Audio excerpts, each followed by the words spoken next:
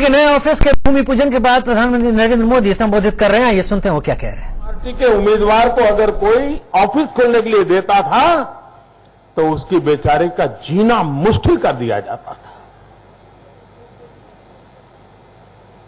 शायद हिंदुस्तान में आजादी के बाद किसी एक दल ने जितने बलिदान दिए हैं, शायद किसी राजनीतिक दल ने इतने बलिदान नहीं दिए।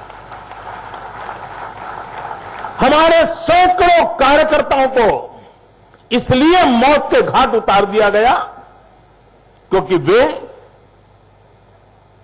उस राजनीतिक चिंतन से जुड़े हुए नहीं थे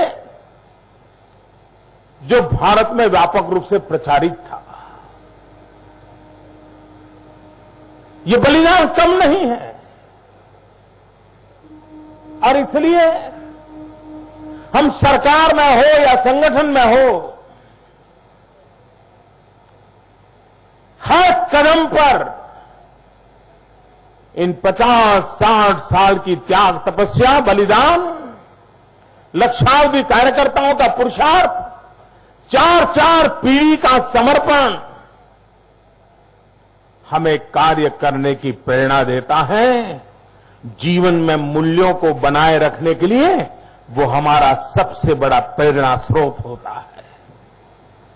उसी से प्रेरणा लेकर के हम काम कर रहे हैं और इसलिए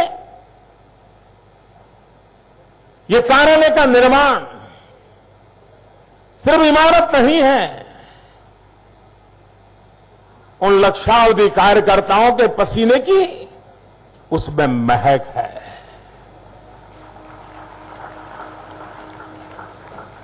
ये ईंट पत्थर से बनने वाला कार्यालय नहीं है, ये लक्षावधि कार्यकर्ताओं के तपस्या का एक तपोभूमि के रूप में उभर करके आ रहा है। और इसलिए इसकी पवित्रता, इस भवन का समर्पण भाव सिर्फ राजनीतिक हितों के लिए नहीं, सिर्फ और सिर्फ राष्ट्र के हितों के लिए समर्पित रहेगा। और इसलिए इस रक्षाबंधन के पावन पर्व पर जिस दल के पास 11 करोड़ सदस्य संख्या हो, तब वैचारिक प्रशिक्षण, कार्य का प्रशिक्षण, कार्य संस्कृति का प्रशिक्षण, ये बहुत बड़ी चुनौती बन जाता है।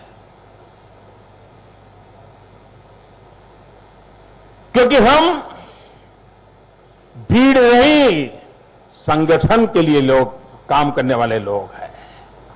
भीड़ तो कोई भी ऐसा लोग लुभावनी बात कर दो, भीड़ तो मिल जाती है,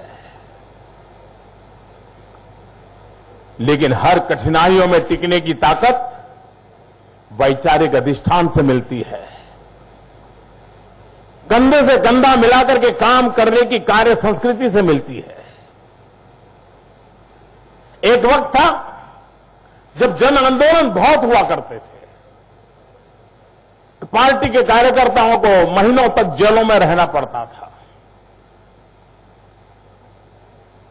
साथ साथ जीने का, साथ साथ काम करने का, साथ साथ दौरे करने का एक सहज अवसर होता था और उसके कारण